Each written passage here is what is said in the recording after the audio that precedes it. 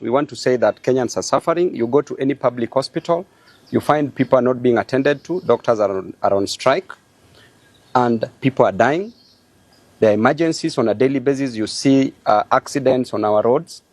Nobody can be attended to in hospitals. We have our mothers who are expectant, who are supposed to deliver. Nobody is attending to them. We have different situations in different hospitals, and nobody is attending to them. And therefore, the situation is so bad, and we must fight this. And we as members of parliament, we are also in agreement that should the government refuse to listen to the doctors' plight, we will also join them on the maandamanos.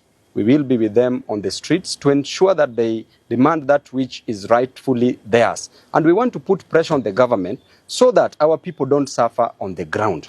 We don't want the government to demand. You must come with the rule of equals and opposites. Number one, invite, do not demand. So when the government is demanding that doctors must go back, what are they trying to do? And number two, when you push, and we means the KMPDU, doctors and members of parliament, when you push as the government, we will push. When you pull, we will resist. When you demand, we will refuse.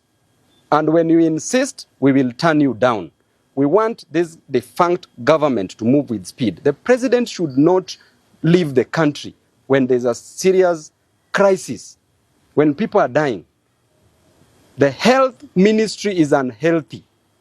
The health ministry is sick. The country is sick. And therefore, as a result of that, we have come up with an impeachment motion. We are going back on Tuesday to Parliament. And this is the letter that we've sent to the clerk of the National Assembly so far on an impeachment motion that we want to impeach the Cabinet Secretary for Health, Nakumicha, and we want her to continue staying at the funerals where she's enjoying staying instead of meeting the doctors and doing her job.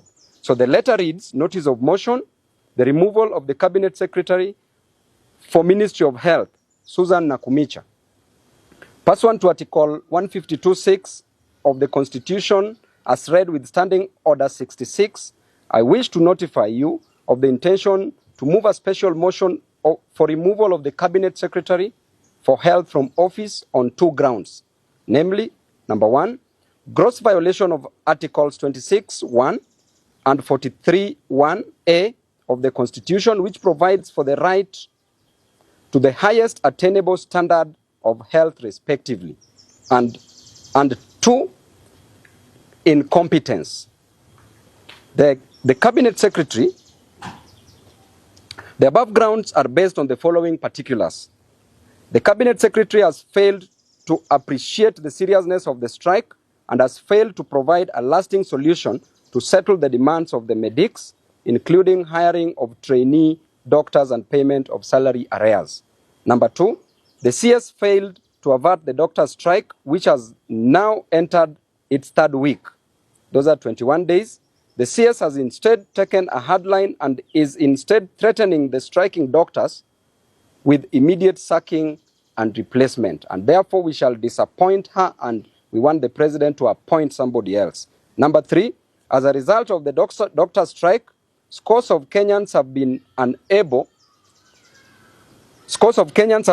to access medical care, and in dire cases, some Kenyans have lost their lives. I will be moving this motion and seek the resolution of the House to require His Excellency the President to dismiss the Cabinet Secretary from office. We have attached the necessary evidence in support of the allegations.